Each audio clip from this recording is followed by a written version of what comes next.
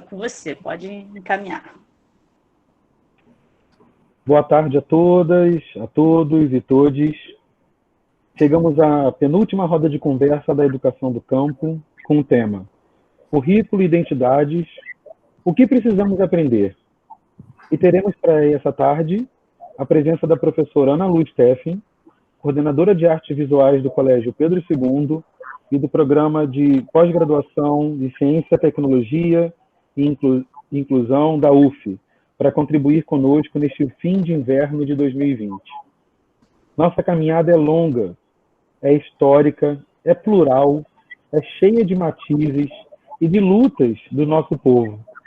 E ela se faz cotidianamente, com todas e todos, trabalhadores do campo e da cidade, numa relação complementar. E nesse sentido, precisamos enriquecer, afirmar nossos repertórios, para enfrentar tantos desafios na promoção e garantia de direitos fundamentais à diferença. Podemos fazer isso juntos, é claro, com música, poesia, com teatro, estudos teóricos e muita prosa, como tem acontecido nas nossas rodas de conversa.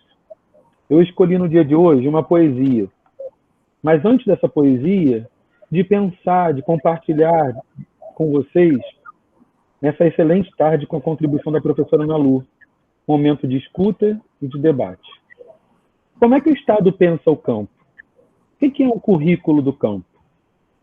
O Estado, na sua trajetória, pensa o campo como resíduo, como sobra, como lugar que se deve ser abandonado ou substituído, associado ao subdesenvolvimento, castigo para quem não teve chance de sair. Mas como nós, educadores do movimento pela educação do campo, pensamos? Então, esse texto que eu vou ler é um texto em homenagem à professora Ana Lu, pelo tema que ela vai trazer para a gente nessa tarde de hoje, que é o tema do currículo e identidade. Imagine uma escola com muitos estudantes, todos eles podendo trazer para dentro das escolas de seus sonhos, seus desejos, suas perguntas, seus problemas. Imagine uma escola que se preocupe em educar os estudantes para uma sociedade de igualdade e justiça social e de ternura. Assim como os índios, quilombolas, caiçaras, vivem em comunidade prezando acima de tudo a vida. Uma escola que misture sonho e realidade, que construa cidadãos pensadores e que ensine a entender como é possível fazer os sonhos tornar-se realidade. Mais além, uma escola na qual elas não apenas estudem, mas sim se divirtam, se amem, onde se preparam e se organizam para assumir a luta do seu povo. E não somente suas lutas.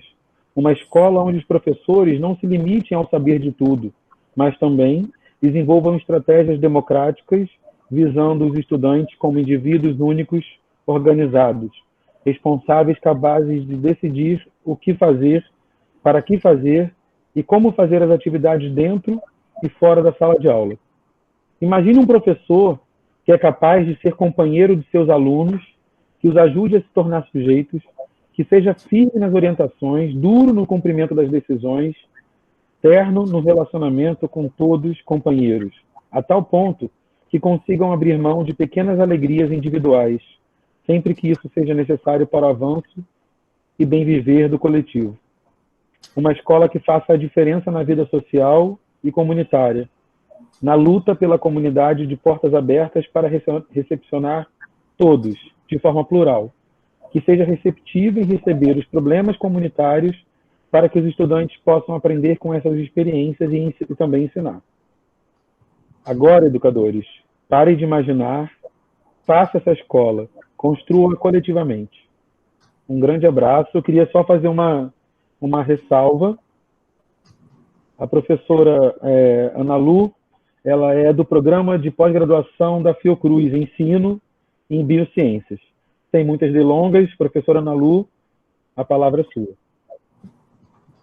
Obrigada, gente. Está todo mundo me ouvindo? Tá? Sim, Ana, nós estamos. Tá.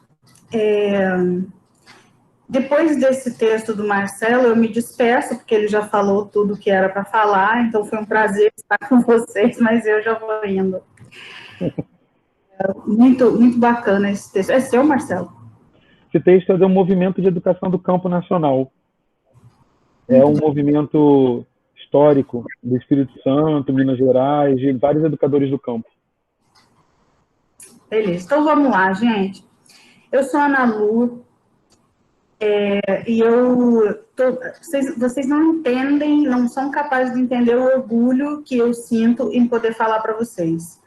Muito mais do que estar dentro de congressos, dentro da academia, mas falar para vocês. Para mim é muito mais importante falar com vocês, que são meus pares de profissão, e debater com vocês esse assunto.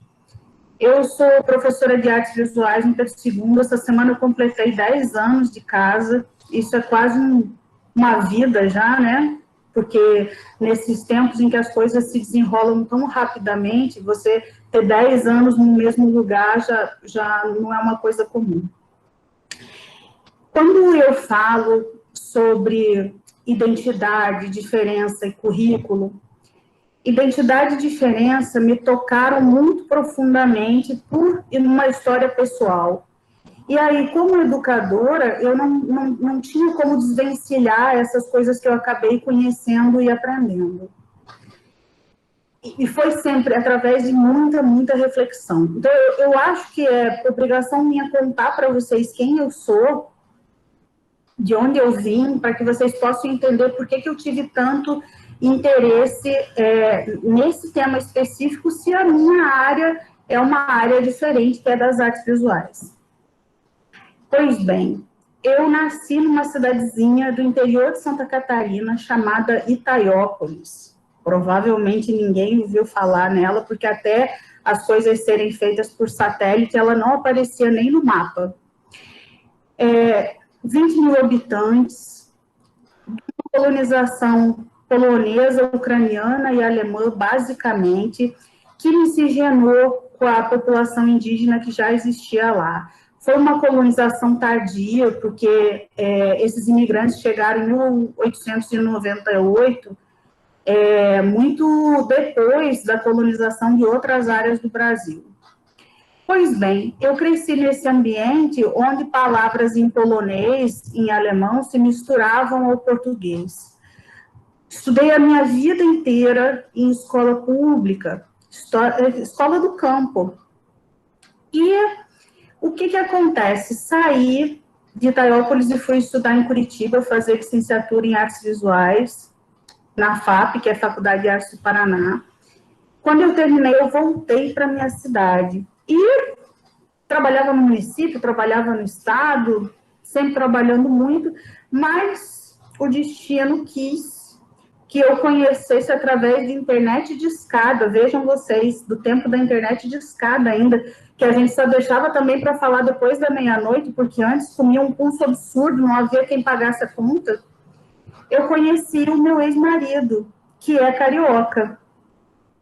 E começamos a conversar, nos apaixonamos, casamos em pouco tempo, em meio ano já estávamos casados. E eu vim para o Rio, porque era muito mais fácil para mim conseguir emprego aqui do que na área dele, que é uma área muito, muito restrita e não daria para ir para o interior. Quando eu chego no Rio de Janeiro, o que acontece? Ele morava num apartamentozinho na Praia do Flamengo. Então fica, né, Catete ali, aquela muvuca toda, aquele comércio de rua. E eu, vinda do interior, maravilhada com aquilo tudo, então eu saía de barraquinha em barraquinha, adorava aqueles penduricalhos, né? Comprar um monte de brinquinho, não sei o quê.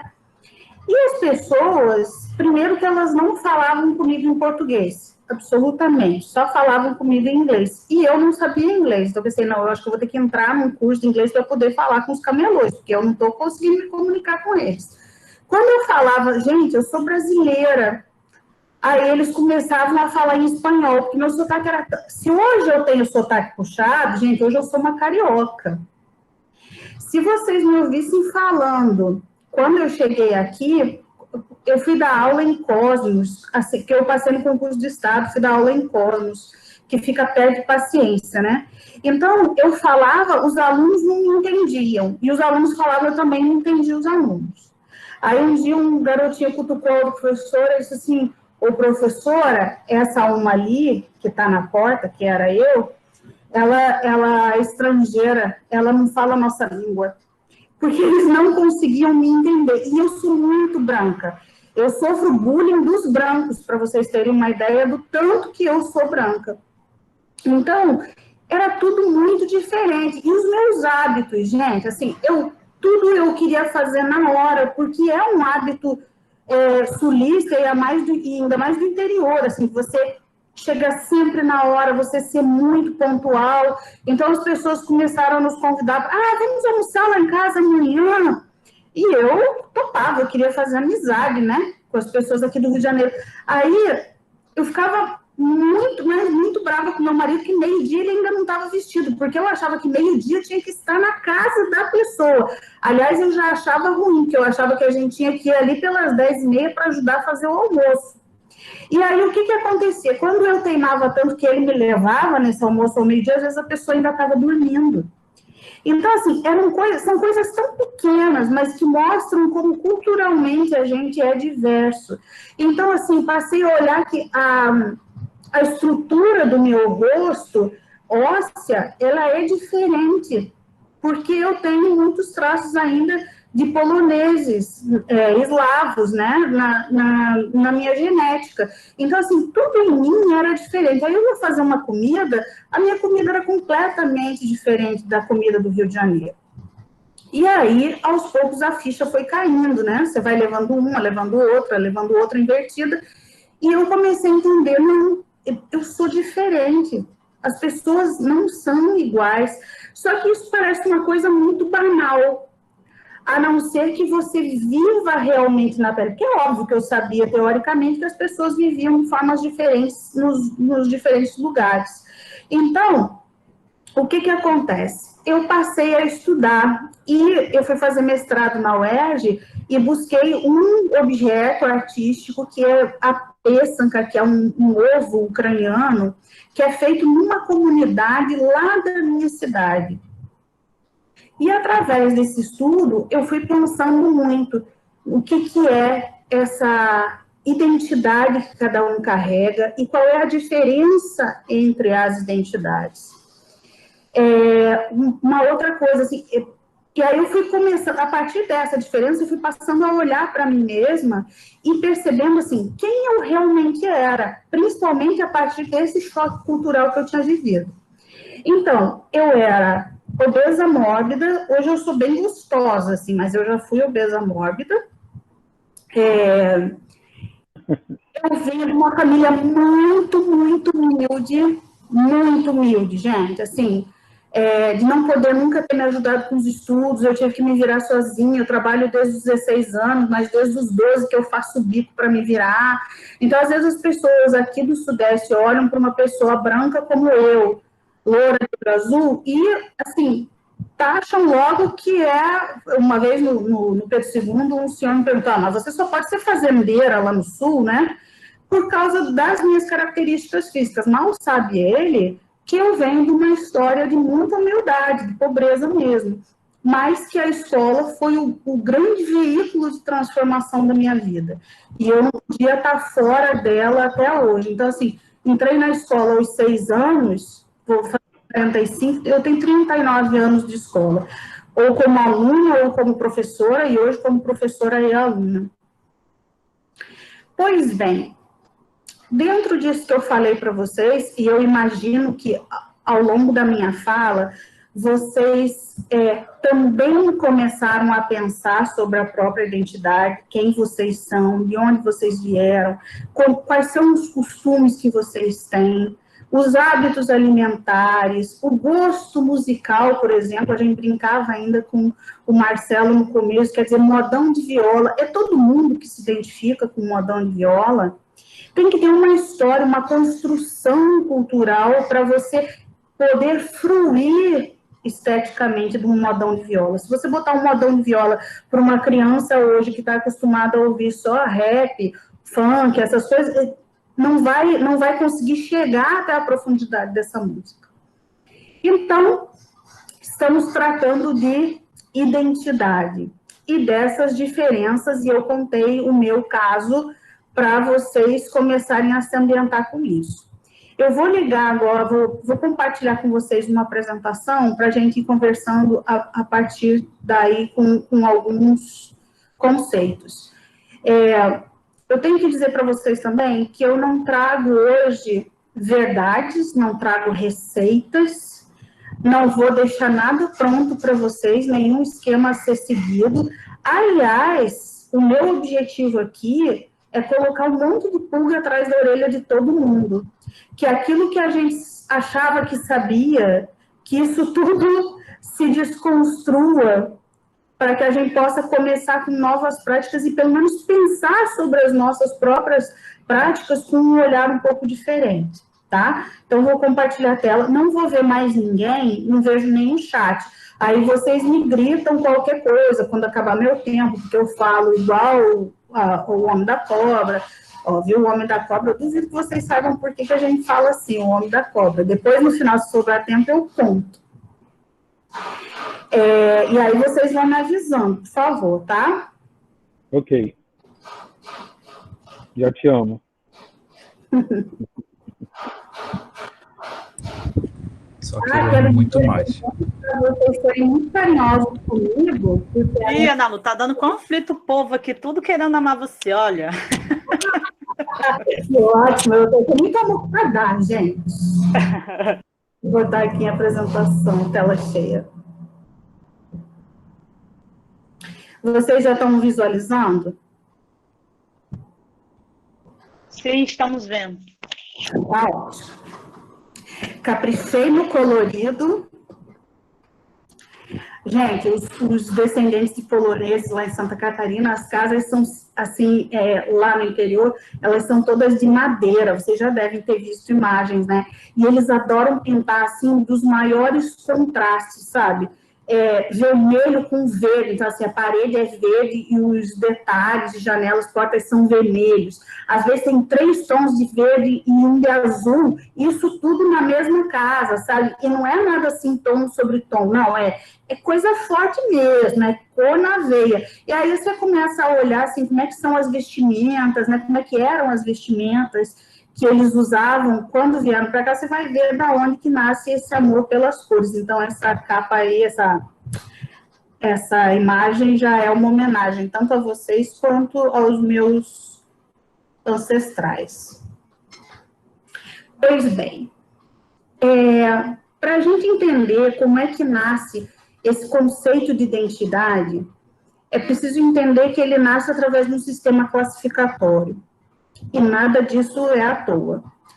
Então, existe eu e o outro, ou nós e eles, de uma forma, através de uma organização que ela é separada, elas não coexistem, elas são binárias, quer dizer, elas são opostas. Então, eu listei ali algumas dessas diferenças, porque assim, eu só sou aquilo que o outro não é. Então, é um raciocínio meio filosófico, mas é por aí mesmo. Então, nessa organização binária de composição da nossa sociedade, nós temos, por exemplo, um que é muito óbvio e que todos nós pertencemos a ele, que é homem e mulher. Nós também temos como classificação negro e o branco, o hétero e o homossexual, o cis e o transgênero, o magro e o gordo, o rico e o pobre, o urbano e o rural. Coloquei urbano e rural nessa fala exatamente para a gente começar já a falar sobre aquilo que é mais caro a nós, a vocês, professores das escolas do campo, e eu que sou também uma campesina, pelo menos na minha essência e na minha origem. Agora, não dá para acreditar que essa classificação binária e onde ela faz com que essas duas identidades não coexistam, que isso é uma coisa sem importância.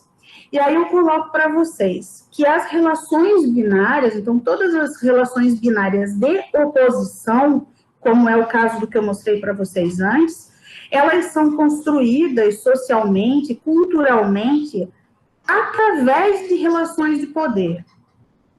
Por que que acontece isso? E aí, vocês têm ali, a diferenciação é o processo central pelo qual a identidade e a diferença são produzidas.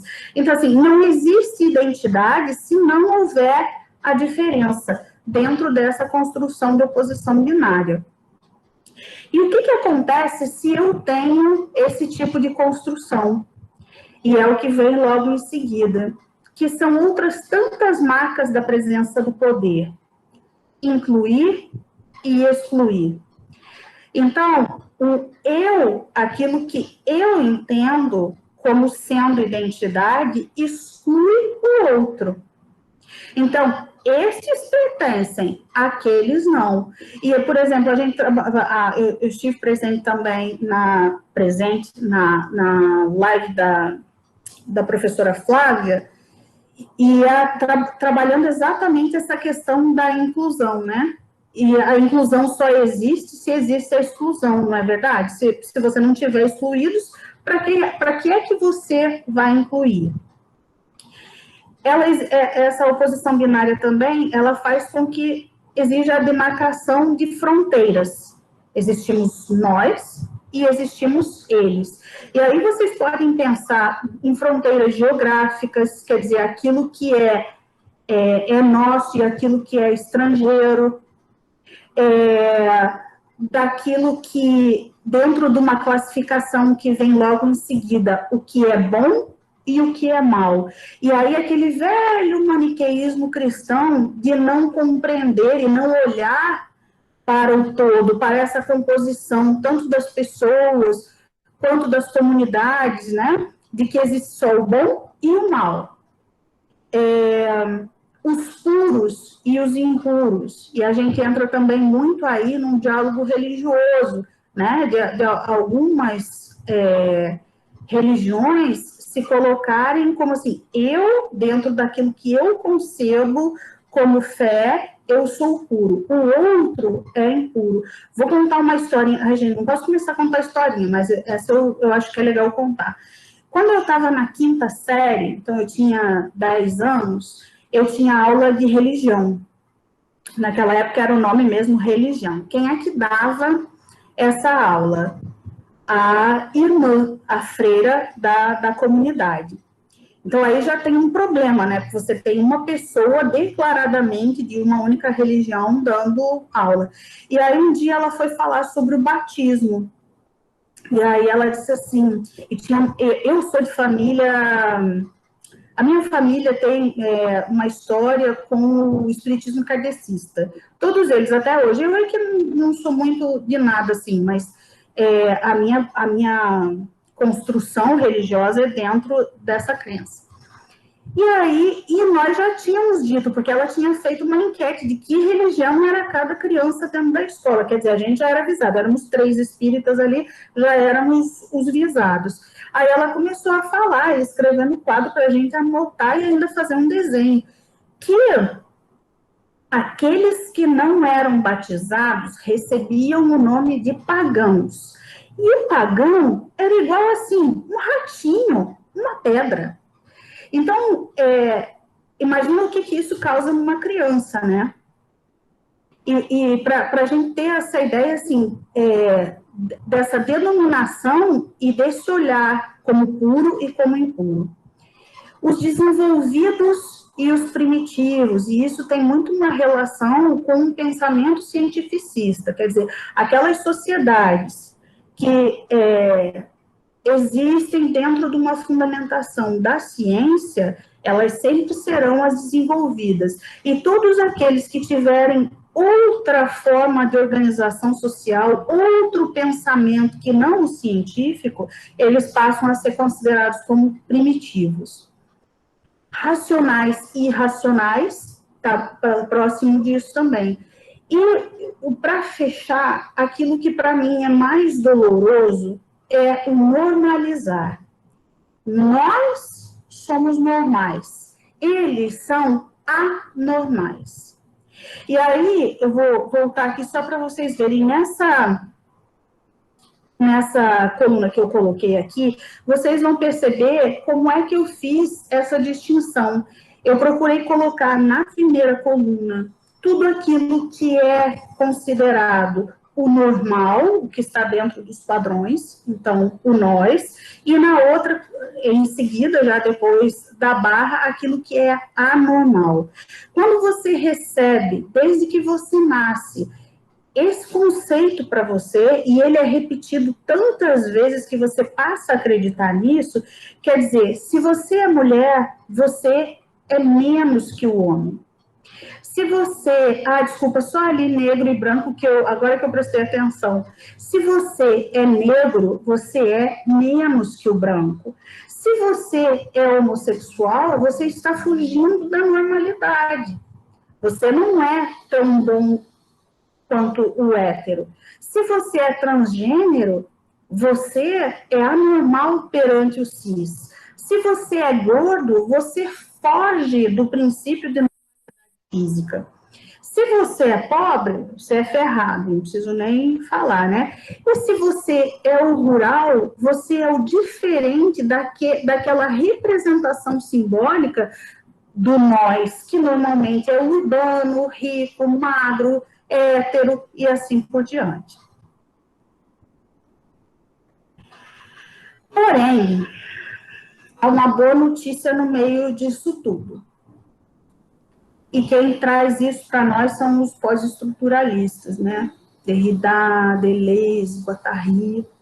Eles vêm nos colocar que existe uma possibilidade, primeiro, falando sobre a linguagem, uma possibilidade de deslizamento e mudança na linguagem, e a linguagem vai ser sempre aquela que vai estar estruturando essas relações simbólicas.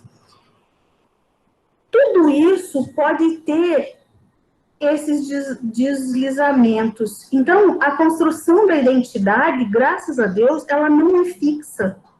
E ela pode sofrer transformações pelos próprios constituintes da relação.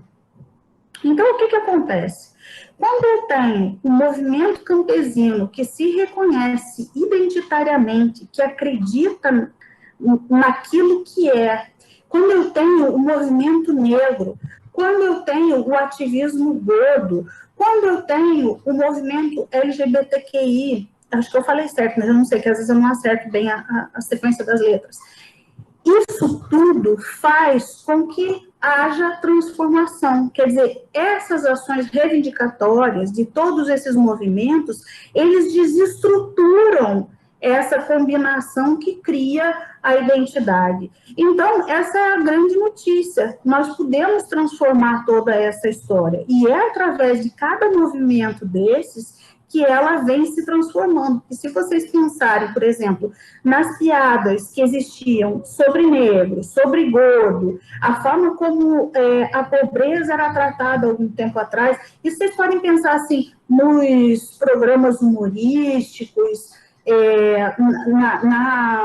nas revistas, nas novelas, vocês vão perceber que isso já está mudando. Não está passando agora na novela...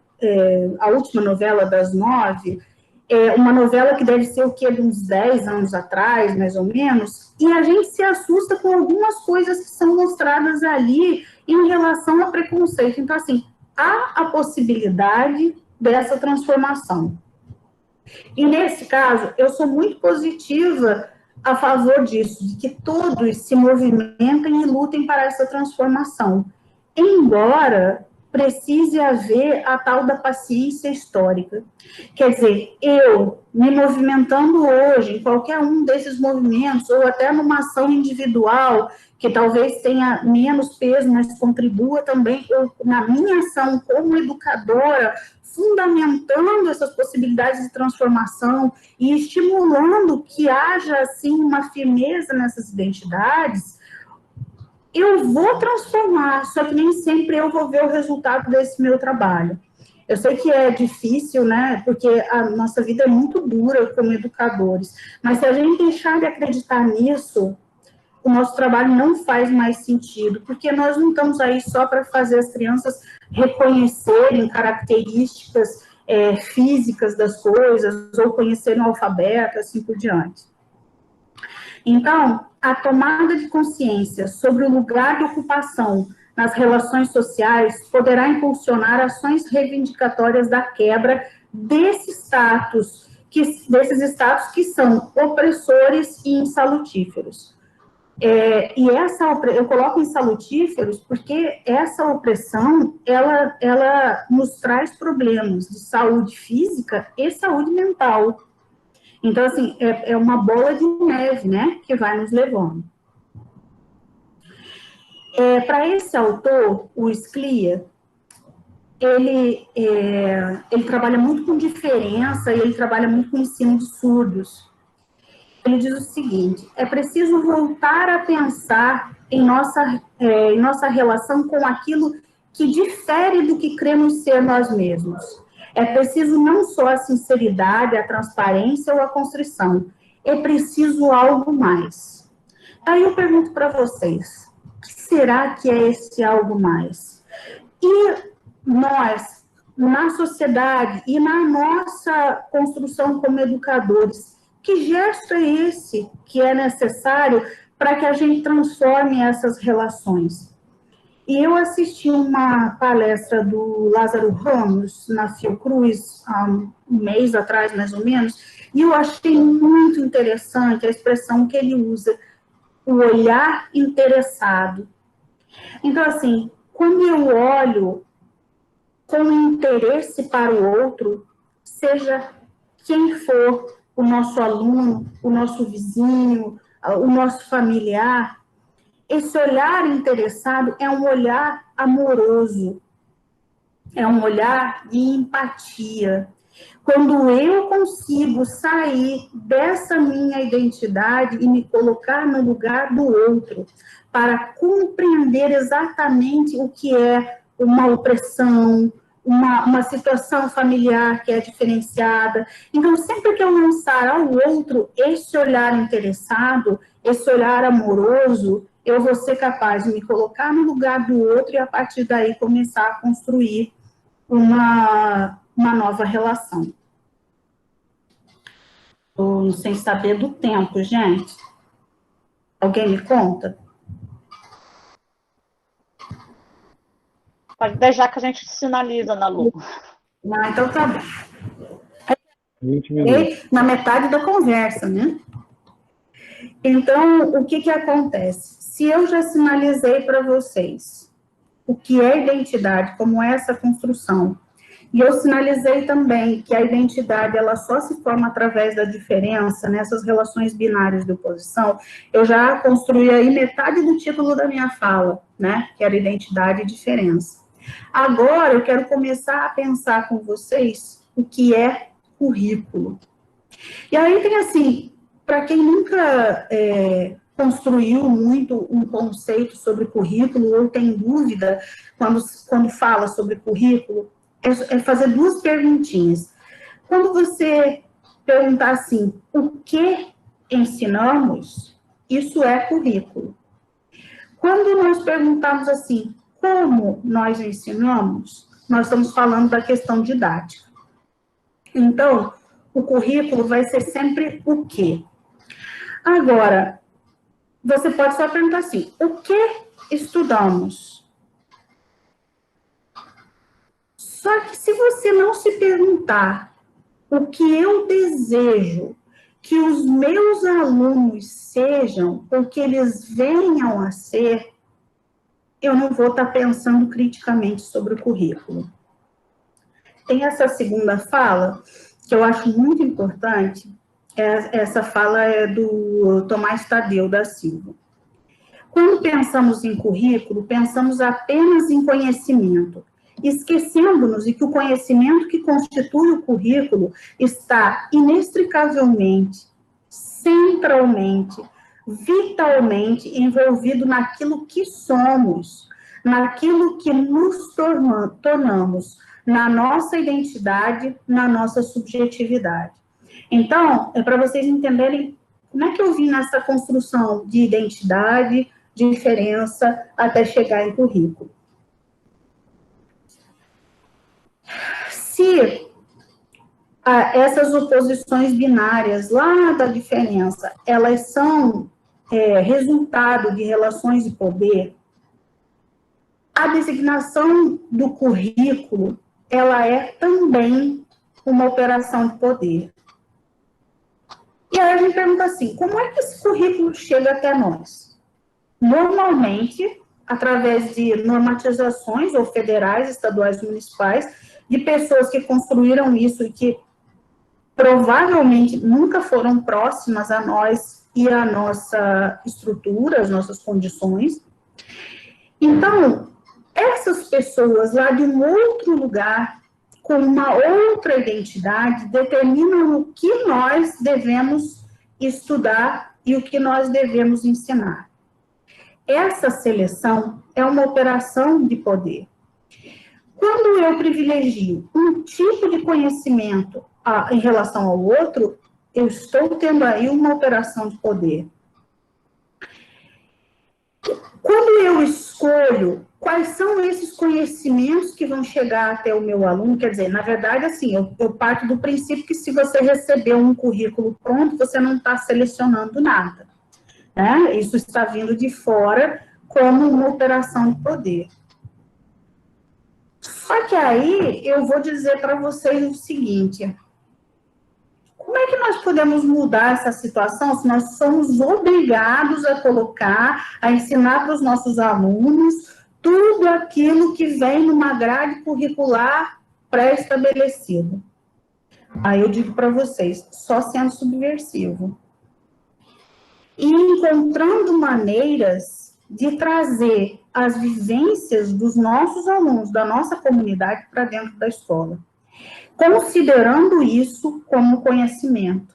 Porque o que existe na nossa sociedade ocidental? O conhecimento é só o conhecimento científico, aquilo que pode ser comprovado através de normas e experimentos que obedecem lá às leis que podem... Então, eu posso comprovar que aquilo aconteceu, ou que é assim, e eu posso reproduzir isso. Basicamente, é o pensamento que a escola reproduz.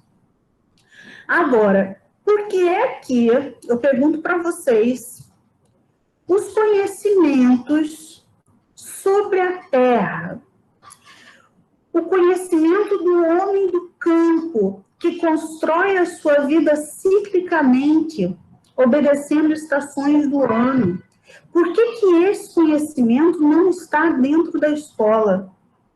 Quem legitima que esse não é o conhecimento apropriado para a escola?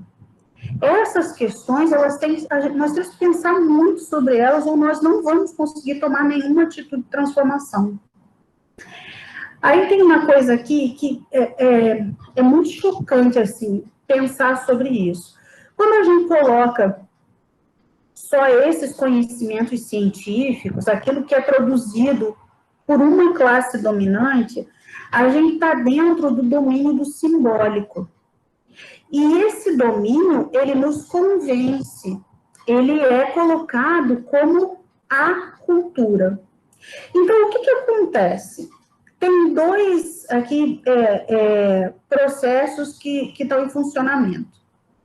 Existe uma imposição, vamos pensar exatamente no currículo. Existe uma imposição do currículo, ele não vem para você lá, todo começo de ano, ou a cada mudança de normativa, vem. Existe uma imposição.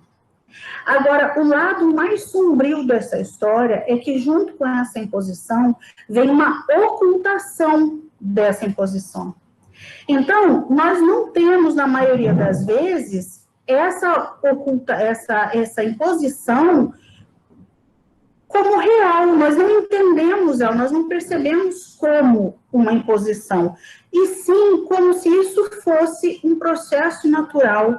Sempre foi assim, sempre recebemos os currículos assim. Nós não podemos pensar sobre o currículo, porque, afinal de contas, nós recebemos ele pronto.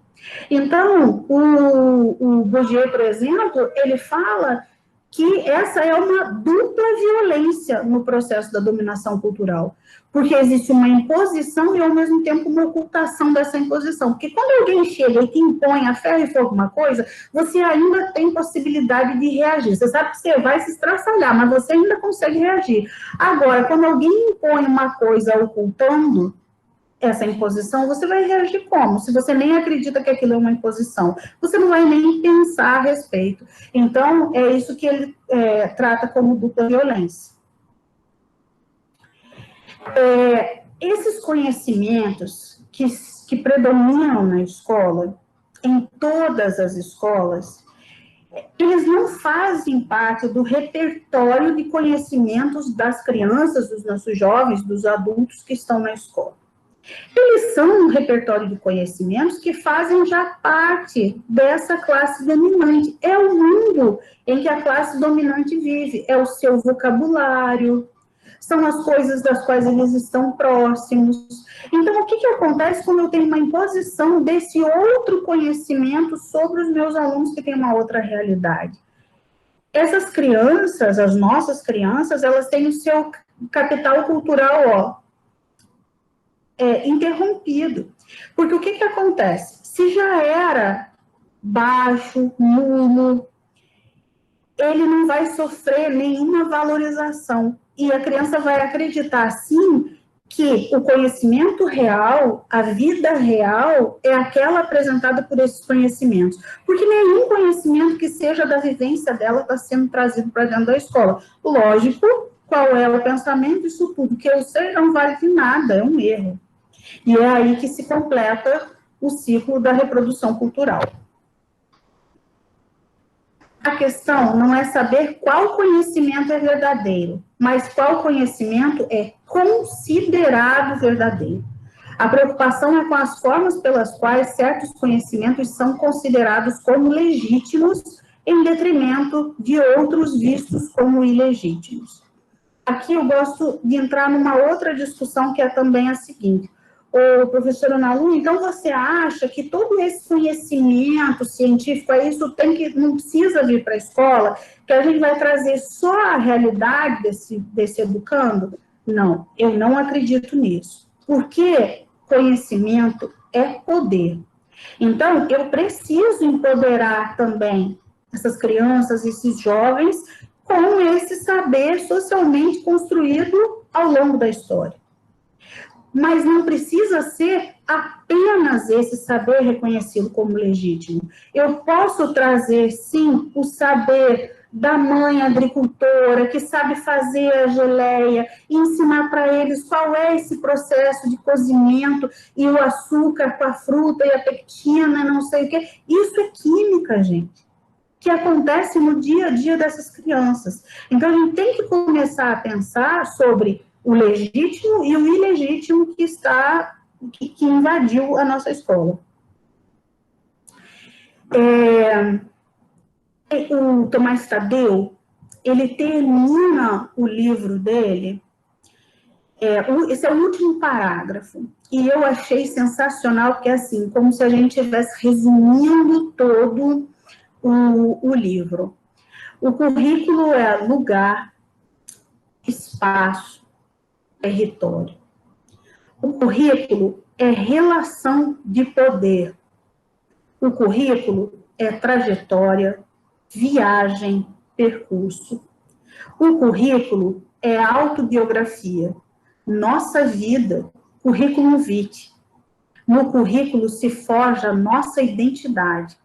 O currículo é texto, discurso, documento. O currículo é documento de identidade. E eu trago, então, essa fala para vocês. É o que eu tinha no momento para dividir. Eu acho que a ideia é a gente passar agora a conversar um pouco sobre isso. Já aviso que eu não tenho nenhuma receita, e essa receita ela vai ser construída por cada um de vocês, pelo olhar sensível de cada um de vocês, e por esse olhar interessado, que é o olhar amoroso. É é isso, gente. Poderia falar mais 3 horas, que eu falo igual um papagaio, mas tem um tempo aí. Obrigada pela atenção. Obrigado a você, Nalu, pelas provocações, pelas inquietações. Eu acho que é isso, sim. A gente pode agora fazer uma rodada de questões para a gente pensar, para a gente tentar pensar. Tem no site aqui já tem algumas perguntas, que a Cida pode ler também, me ajudar a ler, que tem várias perguntas. O currículo suscita muito debate, né?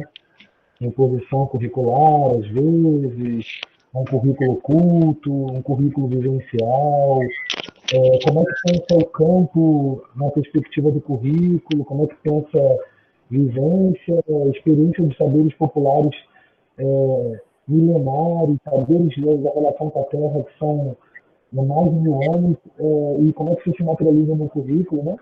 Então, enfim, o currículo suscita muita discussão e isso acho que possibilita a gente ter uma roda de conversa bem profícua, assim. Mas, se você quer ler as perguntas, como é que foram aparecendo, para Ana Lu ver se a gente consegue... Posso ler, sim. Tá. Aliás, 2 delas foram até muito provocadas por mim. Na verdade, são questões que eu tenho enquanto pessoalmente, né? Eu tenho 2 questões, tem mais outra aqui, e a gente faz esse bloco de 3, e à medida que o pessoal for interagindo, a gente vai lendo mais outros blocos. A ideia, só um minutinho, Cida. Sim. A ideia é que a Ana Lu ajude a gente a pensar, mas a gente tem, como é uma roda de conversa, a Ana Lu provocou a gente com um debate sobre identidade, currículo e diferença, né? As diferenças que são construídas historicamente, e assim, a gente pode fazer pergunta para a Ana Lu, a gente pode trazer alguns elementos para poder contribuir também, então não fica só centrado na professora Ana Lu, pode ser com todos nós. Eu acho que essa é a ideia. Assim, o que me agrada é poder ouvir agora as pessoas sobre o que elas pensam a respeito disso, né? Se já tinham parado para pensar sobre essas coisas, né? Enfim. Beleza. Sim, a ideia é essa mesma. A ideia é a gente traz um convidado e a partir do convidado a gente também é provocada a discutir sobre, né, o tema, e que é muito necessário para a gente na atual conjuntura, né? Então, vamos lá, né? Uma das questões, Ana Lu, como os educadores, né? Os educadores que estão atuando nas escolas do campo, nas escolas rurais, né? Como esses educadores eles podem contextualizar o currículo, né? Diante de uma base nacional como o curricular que a gente tem agora em vigor, de que forma eles podem estar contextualizando? É uma das questões. O Marcelo ele coloca aqui também uma questão, né? A ideia do currículo mínimo por si só expressa uma dimensão de resíduo, de fragmento. Né? Então, essa expressa essa dimensão de resíduo, de fragmento. O currículo mínimo é isso, né? Ele quer dizer isso? Aí fica essa questão. Posso complementar, Cida? Sim. Quando a Ana Lu também tem essa experiência no Rio de Janeiro, quando eu falo do currículo mínimo, eu estou pensando no mínimo a ser desenvolvido no ambiente escolar, de um currículo. E aí, eu pensando no meu componente curricular, e pensando numa escola rural, numa escola que tem uma base urbana, ou uma escola do campo que a gente luta por reconhecimento, fico pensando assim, 6º ano, 7º ano, 8º ano, 9º ano, 1º, 2º e 3º ano do ensino médio. A gente não tem nenhum conteúdo a não ser só no 2º ano que fale sobre o campo. Como a história, a artes, língua portuguesa vão dialogar com a realidade do campo, se no meio dos conteúdos há o debate sobre o campo, sobre literatura do campo, sobre linguagens camponesas, sobre geografia agrária, sobre história da luta pela terra. Se isso não é no currículo, não é discutido quem vive na área de assentamento. Não é discutido quem vive na área quilombola, porque não há isso definido como conteúdo. Então, a minha provocação é essa. O currículo mínimo, ele é um resíduo, ele é um fragmento. Estou pensando junto com vocês. Obrigado. Eu posso já falar sobre isso, porque eu não sou muito boa de receber 3 perguntas que eu vou responder uma. Pode ser, Ana Lu, a gente vai devagar. Eu posso só conversar com o Marcelo e aí voltamos para a primeira? É que eu esqueço mesmo, gente, a minha cabeça fica funcionando assim. Pensando em tudo isso que você falou, Marcelo, e isso eu acho que é o grande ponto, é onde todos os educadores vão se deparar com essa situação, e aí é que eles vão emperrar, é porque a gente acredita sempre nessa normativa de que esse currículo veio e ele precisa ser aceito exatamente como ele veio. Quando eu comecei no magistério, aos 18 anos, eu adorava quando chegava o tal do currículo, porque ele me organizava, e não eu organizava o currículo. Aí você tem começando a ficar macaca velha e tendo muita experiência, e estudando muito, e criando uma consciência política também, para que você compreenda qual é o seu papel. E vou voltar na palavra do subversivo. Ninguém vai chegar com um currículo pronto para você dizer, olha só, que currículo legal para você trabalhar no campo. Não sonhem com isso, assim como para quem trabalha dentro de comunidade, ninguém vai chegar com essa receita e dizer para vocês, é isso que vocês têm que trabalhar, olha aqui, eu trouxe a realidade em vocês. Não, isso não existe, isso vai partir de cada educador. Agora, quando você tem esse currículo que é interativo e chega até você, isso não quer dizer que você não possa trazer essas questões, porque eu sei que existem algumas cobranças que são institucionais também, né? Algumas instituições, por exemplo, aqui eu trabalho, tem uma prova ao final do trimestre, então nessa prova, que tem que ser comum a todas as séries, a todas as turmas daquele ano letivo, se os professores não tiverem trabalhado o mesmo conteúdo, quer dizer, esse aluno não vai realizar a prova. Para começar a conversa, já tem uma prova aí no meio, que já é um negócio que gera um outro debate, mas vamos voltar para cá. E o Arroio, não trouxe nada do Arroio por escrito, mas trago ele no meu coração. O Arroio, ele vai dizer o seguinte, o que emergencial hoje é que o professor conheça seu aluno e o aluno conheça o seu professor. E haja essa relação real entre essas duas figuras. A partir do momento que eu conheço mesmo o meu aluno, e eu não estou falando de só saber o nome dele na chamada e só saber se ele gosta mais de matemática ou disso ou daquilo. Eu preciso conhecer a realidade desse aluno. Mas esse aluno também precisa conhecer a minha realidade. A partir do momento que eu conto para ele quem eu sou, de onde eu vim, as agruras que eu também passei, essa distorção que existe entre um e outro, ela vai aproximar. Até porque nem todo mundo tem essa consciência, e o próprio Arroio fala sobre isso, todo professor, ele é um dominado. Ele faz parte de uma classe social que não é a dominante. Ele não é dominado no sentido de estar numa camisa de força, não é isso que eu quis dizer. Eu quis dizer só do pertencimento dele. Gente, porque assim, ó, classe dominante não faria licenciatura. Para começo de conversa.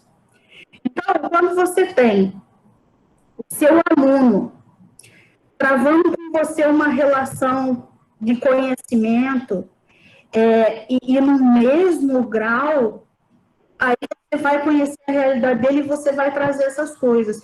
Por exemplo, se você, numa questão de geografia, você tem lá, fronteiras, delimitações, não sei o quê, vamos ver as nossas fronteiras, vamos ver o que vocês entendem por fronteiras.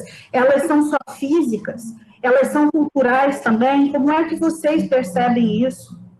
Então, é aquilo que eu falei, não existe uma receita, e ninguém vai mudar essa situação se não for com luta, se não for subversivo. Agora, a gente tem que ser esperto. Você vai dizer assim, para o seu superior ou para a organização que existe, não, eu não vou trabalhar mais currículo nenhum que vocês me mandarem, eu é que vou escolher não sei o quê. Pronto, ou você vai perder o emprego se você estiver numa escola privada, ou você vai sofrer alguma sanção do seu superior, em alguns casos. Então, o que acontece? A gente tem que trabalhar nessa malemolência, que foi o carioca que me ensinou. E sulista não tem malemolência, sulista é duro. Mas vocês aqui, vocês têm uma musicalidade, uma corporeidade que, inclusive, pode facilitar esse tipo de ação. Eu não estou dizendo para ter uma postura irresponsável, por exemplo, porque eu frisei para vocês que eu acho que esse saber historicamente construído dentro da cientificidade, ele é importante, sim, porque isso empodera. Se eu tenho esses conhecimentos, as minhas discussões, as minhas argumentações e as minhas lutas, elas vão ter muito mais poder.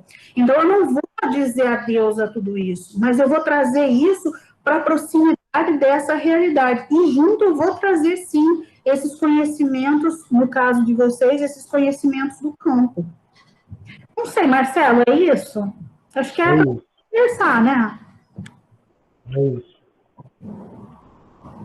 Bem dentro do campo. É a primeira que a Cida leu para mim. Obrigada. Cida. Tem uma outra pergunta aqui que eu posso fazer. Então. Tem aqui a primeira que foi feita, que é como que os educadores podem, né, contextualizar esse currículo, né, mais voltado para o campo, diante da nova base nacional comum curricular. O que eu dou essa disciplina de formação de currículo na pós-graduação de Saberes e Fazeres, no Pedro II, Saberes e Fazeres em Artes Visuais. E aí eu discuto a BNCC com os meus alunos. E o que eu tenho para dizer para vocês? Eu sou amiga, eu admiro a BNCC, eu levo ela debaixo do braço como uma bíblia? Não. Mas ela está aí e ela foi posta, ou foi imposta, né, como a gente já viu aí um pouco mais cedo.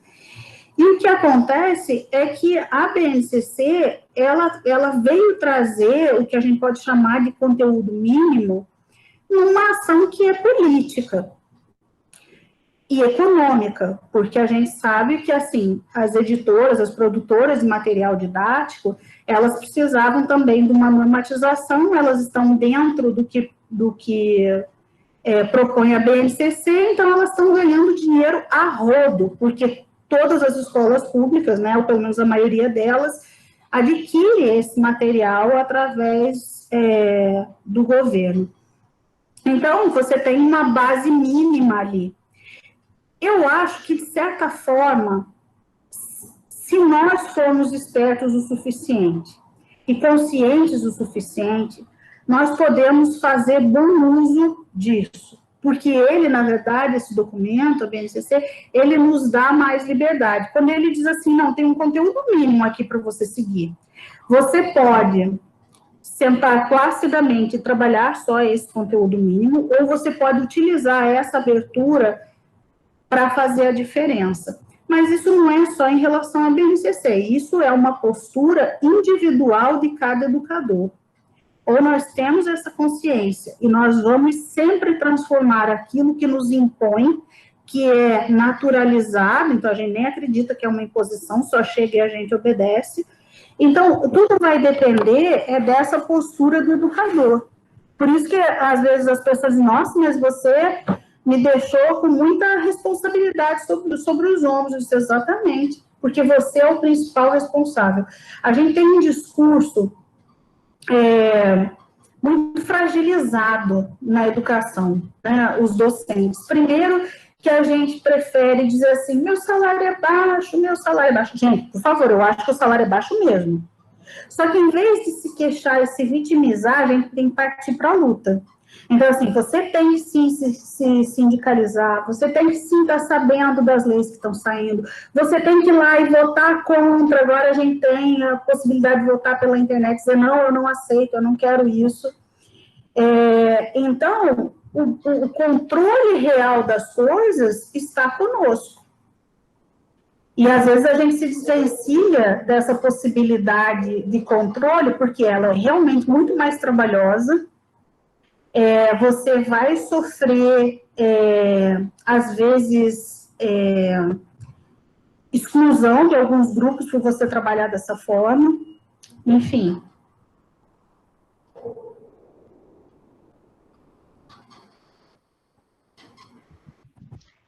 A gente tem mais uma outra que é muito semelhante com essa, Ana Lu. É assim, se você consegue, né, enumerar para a gente ou alguns desafios que as escolas, né, principalmente dadas as escolas do campo, né, têm, né, apresentam com esse contexto hegemônico que a gente tem, né? Um pouco daquilo que eu falei antes. Não esperem que alguém ou alguma entidade, alguma instituição pense por vocês. Ninguém está preocupado, eu digo assim, a não ser os movimentos sociais, né? O movimento do campo vai pensar sobre o campo, o movimento negro vai pensar sobre a condição do negro, mas órgãos oficiais não vão trazer para vocês essas possibilidades de transformação, até porque essa não é a realidade deles. Então, assim, o que se coloca, por exemplo, quando vocês veem essas propagandas de Enem, essas propagandas de retorno às aulas, enfim, todas essas questões através da publicidade para convencer a população, vocês vão perceber que a realidade mesmo do oprimido, ela não aparece em nenhum local desse. Absolutamente. Quer dizer, a menina que fala na propaganda do Enem, tem um jeito de estudar, estude como você puder. Quem é que pode estudar como puder, como quiser e de qualquer forma? Todo mundo tem essa condição? Ou nós vamos estar excluindo sempre? E a história vai mais por aí. Como é que o campo pode fazer isso? Que, assim, sentar com os seus iguais, com os seus pares, conversar muito sobre isso, principalmente olhar para o seu aluno. Se você não olhar para o seu aluno com esse olhar interessado, empático e amoroso, você não vai ter determinação nenhuma para mudar essa situação.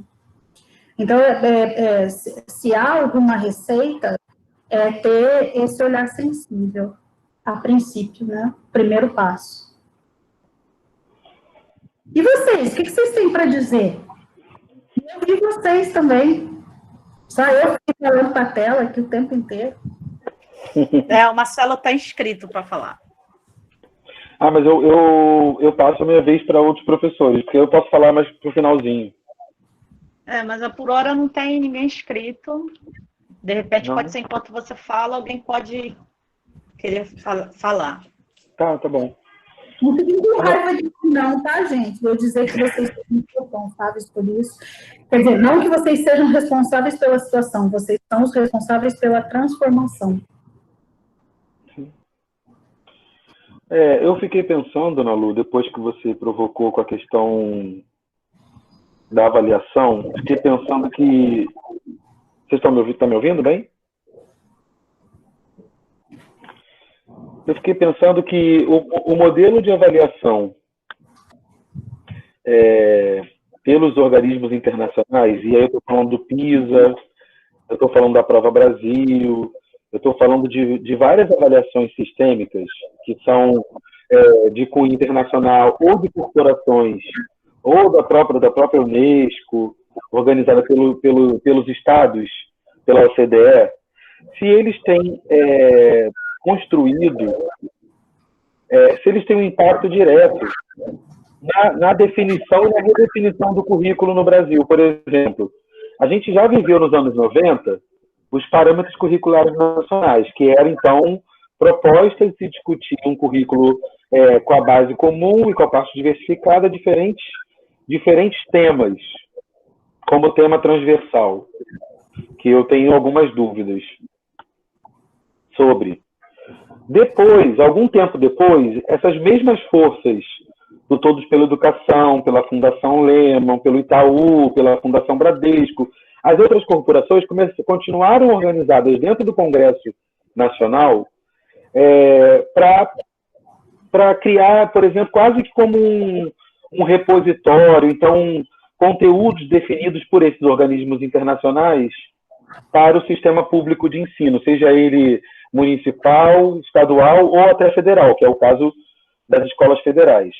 Eu fico pensando se há um projeto em curso, há um projeto de uma construção de uma escola pública para um determinado segmento da sociedade ou para um projeto que o Arroio provoca de subordinação. Por exemplo, se determinados conteúdos são ferramentas de emancipação do pensamento humano, ou seja, de acesso ao conhecimento produzido sistematicamente e culturalmente pelas sociedades, há um projeto também de você a retirada de determinados conteúdos, discutir, por exemplo, trabalho. Quase nenhum currículo discute trabalho na sua essência. Quase nenhum currículo discute terra, que tem a questão da luta pela terra. Então, assim, eu fico pensando, depois da tua fala, sobre a avaliação, como é que você, ao longo de 3 meses, vai pensar a avaliação, ou a gente, por exemplo, ao longo de 2 meses, vai pensar num conjunto de conteúdos a ser avaliado, né? Como é que as avaliações internacionais e também assumidas pelos protocolos e pelos acordos internacionais, como é que eles vão desenhar o currículo no Brasil com a BNCC agora? Então, a gente precisa, depois que você provocou, assim, precisa avaliar, assim, a gente precisa avaliar que se esse currículo ele já vem desenhado com um propósito, com uma intencionalidade, de retirada, por exemplo, de um projeto emancipador de desenvolvimento cultural, social, muito além do econômico, muito além da reprodução da força de trabalho ou da subordinação da força de trabalho dessas corporações, entendeu? Então, assim, foi muito boa essa provocação que você fez relacionando currículo e avaliação, porque ela ajuda a gente a pensar como ela é também organizada para que a gente a reproduza. É isso. Isso é fatal, assim, porque você não consegue... O currículo e a avaliação, são duas coisas que caminham juntas, né? Quando eu falei só para que eu não ia me estender, porque se você começa a falar de avaliação, a gente ia desvirtuar um pouco do assunto da roda hoje. Mas o que acontece? Tudo gira em torno do financeiro, né? Então, você tem aí, por exemplo, o Conselho Nacional de Educação, que está determinando aí uma série de coisas. Nesse momento do atual governo, ele é formado por representantes de escolas privadas.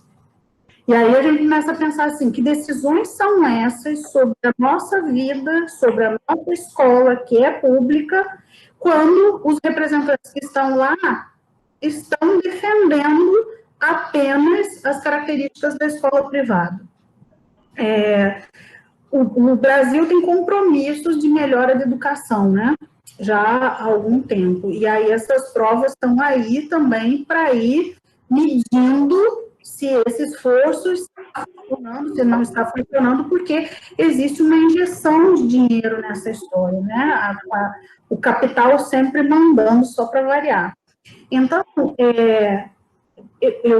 eu sei, como educadora da escola básica, o quanto essas questões oficiais da avaliação, elas pesam sobre as notas do estudo.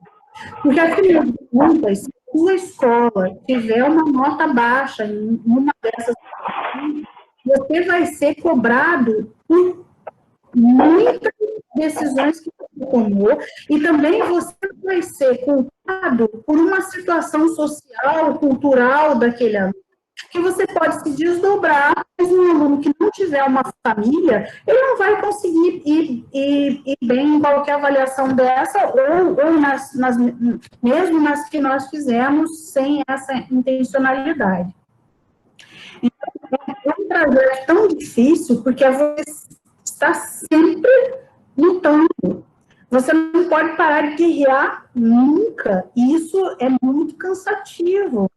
Então, nem sempre a gente vai conseguir vitória nenhuma, mas permanecer no próprio lugar, conseguir defender aquele lugar que já está tomado, é um grande acerto nessas nossas posições, né? Porque essas avaliações que elas vêm, elas não vão estar, se elas são avaliações que são para um território inteiro, vasto como o Brasil, como é que você vai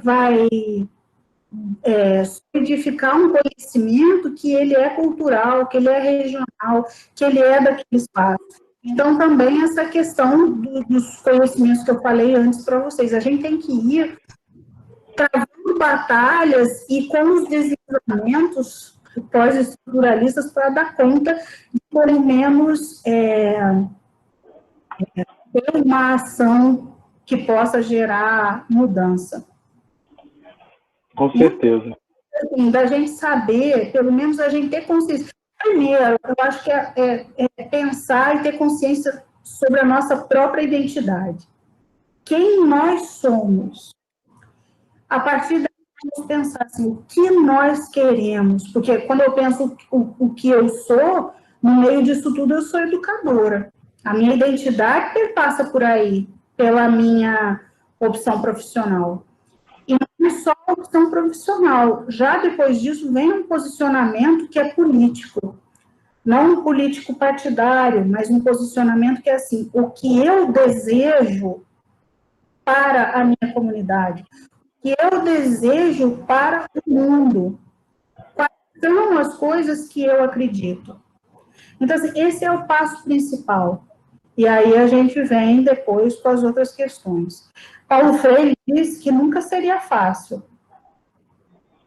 Entra nessa brincadeira de querer transformar, já tem que ter essa consciência. Não é fácil. Mas depois que você pensa sobre tudo isso, que você se embasa, é muito difícil você se acomodar novamente naquela antiga situação. Com certeza. Muito obrigado, Nalu,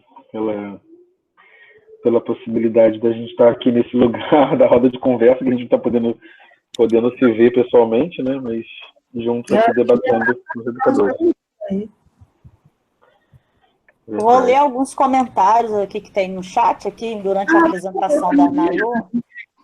A gente tem um comentário da Iris aqui que ela diz o seguinte, que o etnocentrismo cultural, né, é muito grande ainda na nossa sociedade, usa-se, né, com a ideia de valorizar uma cultura e desvalorizar as demais. Né, e que isso aí acaba causando aí o discurso do ódio entre as pessoas. É tão comum hoje, né, gente? Sim. E ela ainda reforça que tem que se pensar, né, as vivências culturais e experiências de todos, né, no ambiente escolar e extrapolar, né, para além da escola. Isso que se denomina aí o currículo oculto. A Adriane Fará também falou aqui. É fundamental que a educação seja um meio de propiciar o pertencimento dos estudantes e sua participação no meio. Para isso, os currículos, prefiro tratar no plural, precisam incorporar os saberes que eles trazem. A escola se distancia cada vez mais dos estudantes. E é muito complicado a escola achar que é detentora do saber que precisa ser transmitido a seres vazios. Muito bom, Adriane. A Fabrícia aqui pediu a fala, assim. Pode falar, Fabrícia. Oi, boa tarde a todos. Boa tarde, a Fabrícia. Nalu. O que eu quero dizer que é o grande com relação à BNCC é que você citou uma questão que para mim é primordial, não só como profissional, mas como pessoa, é a gente dar conta daquilo que está sendo entregue para a gente, né? Porque, como você mesmo frisou, são normativas, né, de um grupo dominante, a gente precisa se situar quem nós somos e para onde a gente quer ir, né? E nós, como professores, educadores, né, nas nossas escolas, realmente é um fardo que pode não ser pesado, pode ser leve a partir do momento que a gente toma consciência do que a gente está, ou do que querem que façam, do que a gente quer que a gente faça, né? Que a gente reproduza e não transforma. Quando você toma consciência e se apropria desse documento, né, que é oficial, que é sistemático, né, mas que você precisa saber o que estão colocando na sua mão para fazer. Porque daí você vai dar conta da onde você está e para onde você quer ir. É uma grande responsabilidade, com certeza, mas também é uma ferramenta que a gente pode tornar oportunidade de transformar o nosso trabalho, de mero reprodutores para transformadores. Essa foi uma questão que você colocou como provocação, mas que foi a leitura que eu fiz, que eu quero deixar registrado aqui, que se realmente é esse caminho. Felícia, você teve uma fala excelente, assim. Eu falo muito com os meus alunos da pós, né, que são professores de artes visuais, que hoje, assim, a gente vive essa cultura dos pequenos textos, das opiniões alheias, todo mundo dá a sua opinião. Então, a maioria dos educadores conhece a BNCC pela boca de outrem. Então, assim, eu acabo construindo as minhas ideias sobre o que as pessoas falam da BNCC. E existem muitas pessoas falando da BNCC a favor e contra. Agora, isso é uma dica, Fabrícia, né? Que você deu, que é muito importante. A gente tem que pegar a BNCC e a gente tem que ler a BNCC de cabo a rabo. Não adianta pegar só a BNCC e tratar, eu dou aula para a terceira série, eu vou lá e só leio a terceira série. Eu dou aula de língua portuguesa, eu vou lá e só olho a língua portuguesa. Porque esse documento, ele é muito importante nas suas bases, nos seus fundamentos, muito mais importante do que quando ele faz a distinção das áreas específicas ou dos anos de escolaridade. Uma coisa que eu indico, assim, eu trabalho as bases da BNCC, mas principalmente a área de artes visuais. Então, que hoje não é específico de artes visuais, é arte, mas isso já é uma longa discussão. O que acontece? O que eu falo para os meus alunos? Aproveitem da BNCC aquilo que pode trazer lucro. Não o lucro odioso do capital, mas, assim, a BNCC prega e no documento como um todo, prega que precisa haver o acesso aos meios culturais, que você precisa produzir arte, que você precisa ter um senso estético, enfim, todas essas questões. O que acontece? Use a seu favor. Quando você escrever um projeto para a sua escola, ou para a Secretaria de Educação do município, ou do Estado, seja lá a situação que você vive, use essa argumentação, cite o documento. Todo mundo se treme quando você cita uma normativa, gente. Então, assim, nós precisamos ser espertos e saber usar a nosso favor. Está aí, foi imposto. A nossa luta como educadores não bastou para que isso fosse diferente. Então, se está aí, meu filho, eu aproveito para tirar alguma ideia dali que possa promover meu trabalho. Mas, assim, Fabrícia, eu volto a falar, importantíssimo, leiam a BNCC com calma, reflitam sobre cada frase que está escrita ali e usem a seu favor. Que para usar contra vocês está cheio de gente. Então, vocês têm que saber o que vocês podem usar a seu favor. Grata, Ana Lu. Eu que agradeço.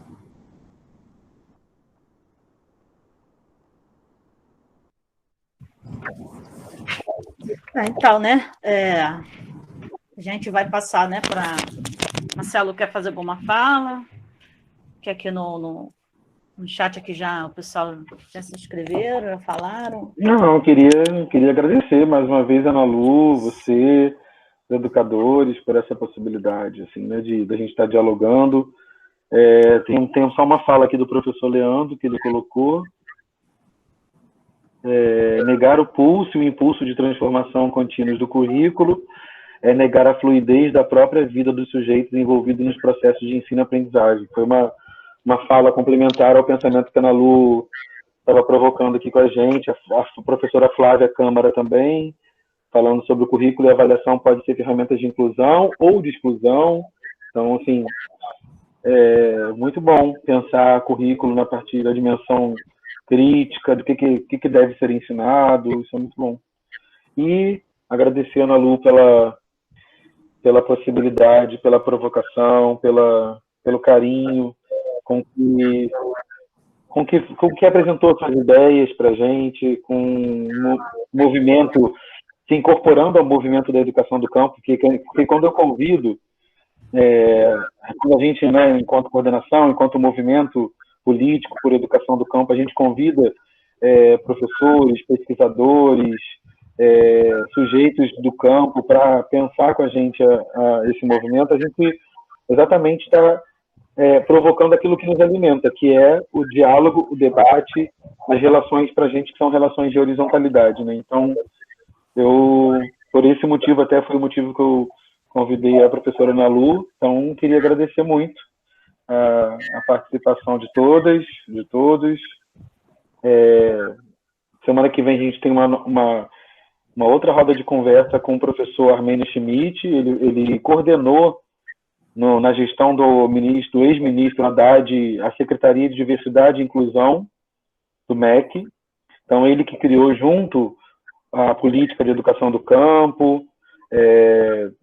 E aí acho que vai ajudar muito. A fala da Flávia na semana passada, a fala da professora Ana Lu hoje, de pensar a questão do currículo, como é que isso foi se materializando, ganhando força nos anos 90, sendo assumido nos anos 2000, e como é que isso, né, como é que debater inclusão hoje, debater identidade, currículo, ela se torna fundamental para pensar um processo emancipador, um processo de reprodução, mas um processo também de reflexão, né, que tem vários pesquisadores pesquisando currículo, identidade, e eu acho que a gente vai encerrar esse mês de agosto com debates que foram muito, muito, muito importantes para o amadurecimento da política pública, porque aquilo que eu vou repetir, né, toda a sala de conversa, ela não é dada, como a Ana Lu falou, ela não é por um gabinete, ela é construída por nós todos.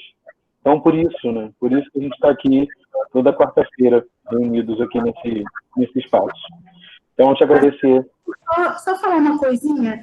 Eu queria ter falado depois da fala da Flávia, semana passada, mas aí estava terminando e eu não quis dizer. Eu quero dizer duas coisas. Quer dizer, eu queria falar até amanhã, mas não dá, então eu só digo duas coisas.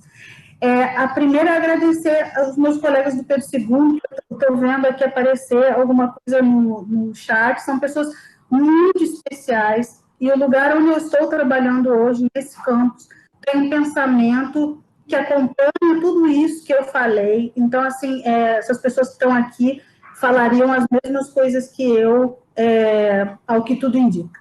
A outra coisa, para quem assistiu, imagino que a maioria das pessoas estivesse presente na semana passada, quando a Flávia falou, eu quero dizer para vocês que vocês podem acreditar em cada palavra que ela disse, porque a Flávia é uma profissional excepcional, eu já trabalhei com ela, é minha amiga pessoal, não estou falando isso para puxar saco, não precisa, que ela é minha amiga mesmo, mas o que ela trouxe para vocês é um trabalho realizável e um trabalho realizado, ela bota a mão na massa mesmo, então ela não é só uma boa teórica, mas ela faz, e eu fiz projeto com ela já na educação inclusiva, que nós tivemos resultados fantásticos, assim, então, só para reiterar que, assim, acredita de olho fechado no que ela falou, tá?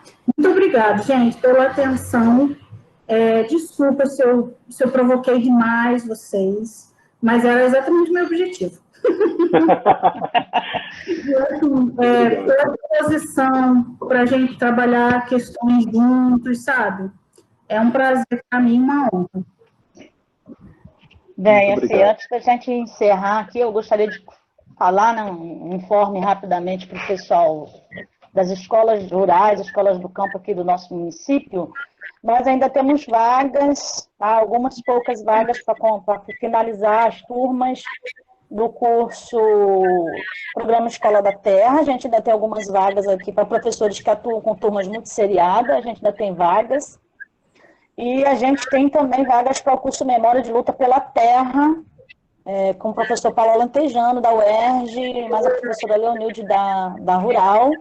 Então, quem deseja ir participar ou conhece alguém que ainda deseja fazer, a gente ainda tem vaga, procura a gente no privado, tá bom? A gente ainda tem algumas vagas disponíveis, porque a gente teve algumas desistências, e aí abriu-se vaga, tá? Para o pessoal que deseja participar.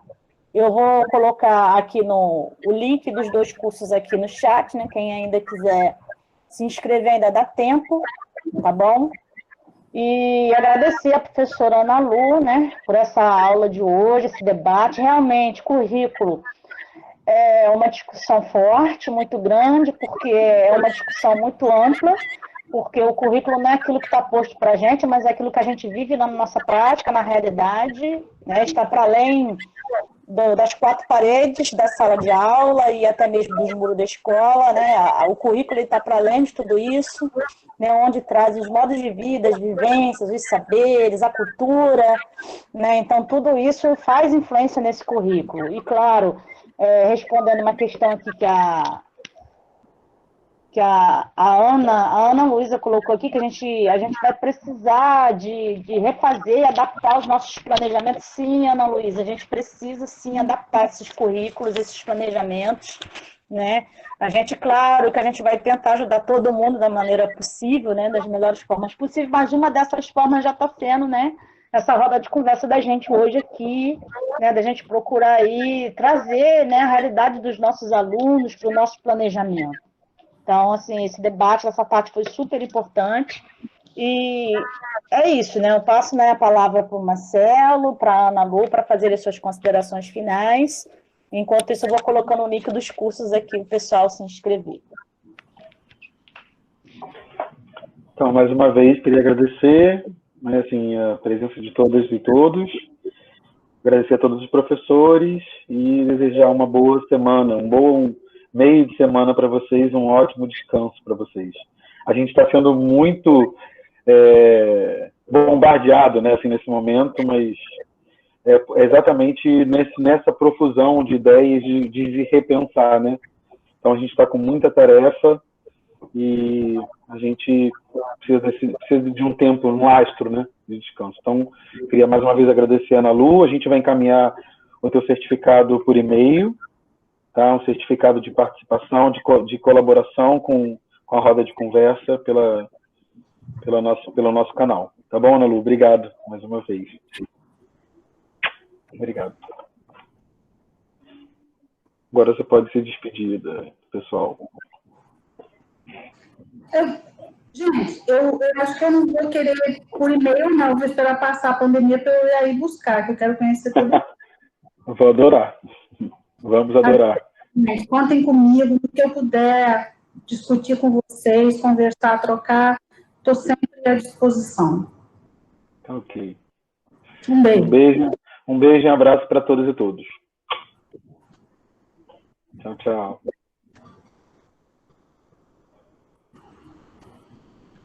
Pessoal, coloquei o link aí para vocês, tá ok? Quem deseja ainda participar do curso, a gente ainda tem vários links, são esses aí. Um abração a todos, boa semana, bom descanso a todos, até semana que vem.